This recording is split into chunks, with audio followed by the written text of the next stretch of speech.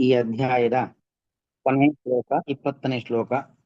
ಏತು ಧರ್ಮ್ಯಾಮೃತಮಿದಂ ಯಥೋಕ್ತಂ ಪರ್ಯುಪಾಸತೆ ಶ್ರದ್ಧದಾನಾ ಮತ್ಪರಮಾಃ ಭಕ್ತಾಸ್ತೇತೀವ ಮೇ ಪ್ರಿಯಾಃ. ಯೇ ತು ಧರ್ಮ್ಯ ಅಮೃತಂ ಇದಂ ಧರ್ಮ್ಯ ಅಮೃತಂ ಇದಂ ಯಥೋಕ್ತಂ ಪರ್ಯುಪಾಸತೆ.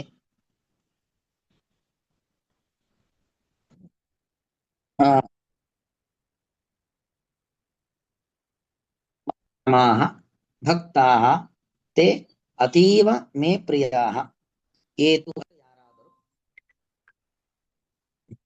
ಏತು ಅಂದ್ರೆ ಅರ್ಥ ಯಾರಾದರೂ, ಇದಂ ಧರ್ಮ್ಯಂ, ಕೃಷ್ಣ ಇಷ್ಟೊತ್ತು ಹೇಳಿರತಕ್ಕಂಥ ವಿಚಾರ ಇದೆಯಲ್ಲ, ಅದೆಲ್ಲವೂ ಧರ್ಮ್ಯ ಅಂದ್ರೆ ಧರ್ಮಕ್ಕೆ ಸಂಬಂಧಪಟ್ಟದ್ದು.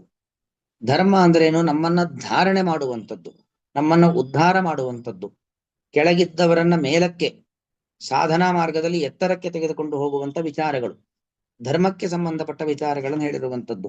ಅಷ್ಟು ಮಾತ್ರ ಅಲ್ಲ, ಇದಂ ಅಮೃತಂ, ಇದು ಅಮೃತತ್ವವನ್ನ, ಮೋಕ್ಷವನ್ನ ಕೊಡ್ಲಿಕ್ಕೆ ಸಹಕಾರಿಯಾಗಿರುವಂಥದ್ದು. ಅಂದ್ರೆ ಕೃಷ್ಣ ಇಲ್ಲಿ ಹೇಳಿದ ಗುಣಗಳನ್ನ ನಾವು ನಮ್ಮಲ್ಲಿ ಅಳವಡಿಸಿಕೊಂಡ್ವಿ ಅಂತ ಆದ್ರೆ ಅದು ನಮ್ಮನ್ನ ಅಮೃತತ್ವದ ಕಡೆಗೆ ಕೊಂಡೊಯ್ಯುತ್ತೆ. ಅಮೃತತ್ವದ ಕಡೆಗೆ ಕೊಂಡೊಯ್ಯುವಂಥದ್ದು ಇದಂ ಅಮೃತಂ. ಹಾಗಾಗಿ ಧರ್ಮ್ಯಂ ಮತ್ತು ಅಮೃತಂ, ಧರ್ಮ್ಯಂ ಚ ಅಮೃತಂ ಚ ಧರ್ಮ್ಯಾಮೃತಂ, ಇದು ಧರ್ಮ್ಯವೂ ಹೌದು ಅಮೃತವೂ ಹೌದು. ಇದು ಮನುಷ್ಯನನ್ನ ಕಾಪಾಡುವಂಥದ್ದು, ಉದ್ಧರಿಸುವಂಥದ್ದು, ಮೋಕ್ಷದ ಕಡೆಗೆ ಕೊಂಡೊಯ್ಯುವಂಥದ್ದು ಕೃಷ್ಣನ ಎಲ್ಲ ಉಪದೇಶಗಳು. ಯಥೋಕ್ತಂ ಪರ್ಯುಪಾಸತೆ, ಕೃಷ್ಣ ಹೇಗೆಲ್ಲ ನಮಗೆ ಮಾರ್ಗದರ್ಶನ ಮಾಡಿದ್ದಾನೆ ಹಾಗೆ ಯಾರು ಉಪಾಸತೆ ಅಂದ್ರೆ ಉಪಾಸನೆ ಮಾಡೋದು, ನಮ್ಮಲ್ಲಿ ಅಳವಡಿಸಿಕೊಳ್ಳೋದು, ನಮ್ಮ ದೈನಂದಿನ ಜೀವನದಲ್ಲಿ ಅಳವಡಿಸಿಕೊಳ್ಳೋದು. ಅಷ್ಟು ಮಾತ್ರ ಅಲ್ಲ, ಪರಿ ಉಪಾಸತೆ, ಚೆನ್ನಾಗಿ ಅದನ್ನು ಚಾಚೂ ತಪ್ಪದೆ, ಅದರ ಬಗ್ಗೆ ತಿರಸ್ಕಾರ ಭಾವನೆ ಇಲ್ಲದೆ, ಯಾರದ್ದೋ ಒತ್ತಡಕ್ಕೆ ಒಳಗಾಗಿ ಅಲ್ಲ, ಇದು ಕೃಷ್ಣನ ಮಾತು, ನಮ್ಮ ಉದ್ಧಾರಕ್ಕೆ ಕಾರಣವಾದದ್ದು, ನಮ್ಮ ಅರಿಷ್ಟಗಳ ಪರಿಹಾರಕ್ಕೆ ಕಾರಣವಾದದ್ದು ಅನ್ನೋ ಭಾವನೆಯಿಂದ ನಾವು ಯಾರು ಇದನ್ನ ನಮ್ಮ ಪ್ರತಿನಿತ್ಯದ ಜೀವನಗಳಲ್ಲಿ ಅಳವಡಿಸಿಕೊಳ್ತಾರೋ, ಯಾರು ಇದನ್ನ ಹೀಗೆ ನಮ್ಮ ಜೀವನದಲ್ಲಿ ಅಳವಡಿಸಿಕೊಳ್ತಾರೋ, ಮತ್ತು ಶ್ರದ್ಧದಾನ,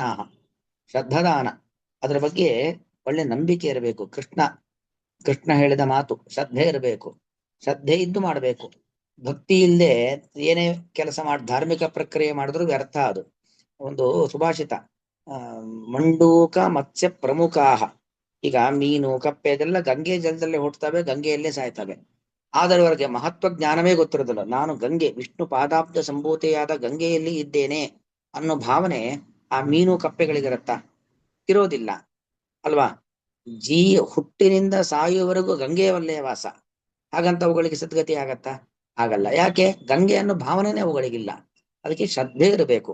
ನಾವು ಏನೋ ದಾನ ಧರ್ಮ ಯಜ್ಞ ಸ್ತೋತ್ರ ಜಪ ಪಾರಾಯಣ ಇದೆಲ್ಲ ಮಾಡೋದು ಮುಖ್ಯವಲ್ಲ, ಅದರಲ್ಲಿ ನಮಗೊಂದು ಶ್ರದ್ಧೆ ಇರಬೇಕು. ಭಾವಗ್ರಾಹಿ ಜನಾರ್ದನ ಅಂತ ಆ ಒಂದು ಉತ್ತಮವಾದ ಭಾವನೆಯಿಂದ, ಭಕ್ತಿಯಿಂದ, ಶ್ರದ್ಧೆಯಿಂದ ಮಾಡಬೇಕು.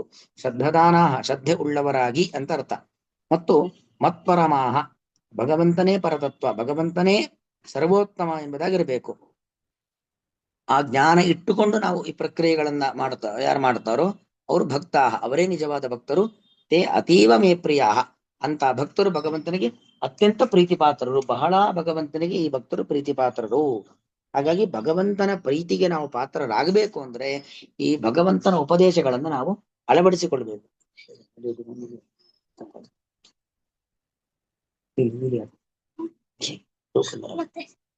ಹೀಗೆ ಈ ಎಲ್ಲ ಗುಣಗಳನ್ನ ಅಳವಡಿಸಿಕೊಂಡವರು ಭಕ್ತರು, ಅವರು ಭಗವಂತನಿಗೆ ಪ್ರೀತಿ ಪಾತ್ರರು. ಭಗವಂತನಿಗೆ ಪ್ರೀತಿ ಪಾತ್ರರು ಅಂದ್ರೆ ಭಗವಂತನ ಕೃಪಾ ದೃಷ್ಟಿ ಅಂತವ್ರ ಮೇಲೆ ಬೀಳತ್ತೆ ಅಂತ ಅರ್ಥ. ಕಿಮಲಭ್ಯಂ ಭಗವತಿ ಪ್ರಸನ್ನೆ, ಭಗವಂತ ಪ್ರಸನ್ನನಾದ, ಭಗವಂತನ ಕೃಪಾ ದೃಷ್ಟಿ ಬಿತ್ತು ಅಂತಾದ್ರೆ ಯಾವುದೂ ಕೂಡ ಅಲಭ್ಯವಾದದ್ದಲ್ಲ. ಹೀಗೆ ಈ 12ನೇ ಅಧ್ಯಾಯ ಭಕ್ತಿ ಯೋಗ, ಇಲ್ಲಿ ಭಗವಂತನಲ್ಲಿ ಭಕ್ತಿ ಹೇಗೆ ಮಾಡಬೇಕು ಅನ್ನೋದನ್ನ ತಿಳಿಸಿಕೊಡ್ತಾ, ಸಾಕ್ಷಾತ್ ದೇವರೇ ನಮಗೆ ಮಾರ್ಗದರ್ಶನ ಮಾಡ್ತಾ ಇದ್ದಾನೆ. ನನ್ನ ಉಪಾಸನೆ ಹೇಗೆ ಮಾಡಬೇಕು, ನನ್ನಲ್ಲಿ ಭಕ್ತಿ ಹೇಗೆ ಮಾಡಬೇಕು ಅನ್ನೋದನ್ನ ಸಾಕ್ಷಾತ್ ಭಗವಂತನೇ ತೋರಿಸಿಕೊಟ್ಟಿದ್ದಾನೆ.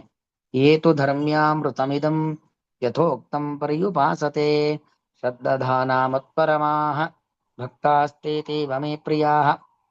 ಏತು ಯಾರಾದರೂ, ಧರ್ಮ್ಯಾಮೃತಂ ಧರ್ಮಕ್ಕೆ ಸಂಬಂಧಪಟ್ಟಂತಹ, ಅಮೃತಂ ಅಂದ್ರೆ ಮೋಕ್ಷವನ್ನು ಕೊಡುವಂತಹ, ಇದಂ ಈ ಅಧ್ಯಾಯದಲ್ಲಿ ಹೇಳಿದ ಎಲ್ಲಾ ವಿಚಾರಗಳನ್ನು ಯಥೋಕ್ತಂ ನಾನು ಹೇಳಿದಂತೆ ಪರ್ಯುಪಾಸತೆ ಚೆನ್ನಾಗಿ ಉಪಾಸನೆಯನ್ನು ಮಾಡುತ್ತಾರೋ ಶ್ರದ್ಧಾನಾಹ ಶ್ರದ್ಧಾನಾಹ ಸಂತಹ ಅಂತ ಶ್ರದ್ಧೆ ಉಳ್ಳವರಾಗಿ ಮತ್ಪರಮಾಹ ನಾನೇ ಪರತತ್ವ ಎಂಬ ಭಾವನೆಯನ್ನು ಹೊಂದಿದವರಾಗಿ ಇರುವಂತಹ ತೇ ಭಕ್ತಾಹ ಅಂತಹ ಭಕ್ತರು ಮೇ ನನಗೆ ಅತೀವ ಪ್ರಿಯಾಹ ಅತ್ಯಂತ ಪ್ರೀತಿಪಾತ್ರರು ಇತಿ ಶ್ರೀಮದ್ ಭಗವದ್ಗೀತಾಸು ಉಪನಿಷತ್ತು ಬ್ರಹ್ಮವಿದ್ಯಾಯಾಂ ಯೋಗಶಾಸ್ತ್ರೆ ಶ್ರೀಕೃಷ್ಣಾರ್ಜುನ ಸಂವಾದೆ ಭಕ್ತಿಯೋಗೋ ನಾಮ ದ್ವಾದಶೋಧ್ಯಾಯ ಶ್ರೀಕೃಷ್ಣ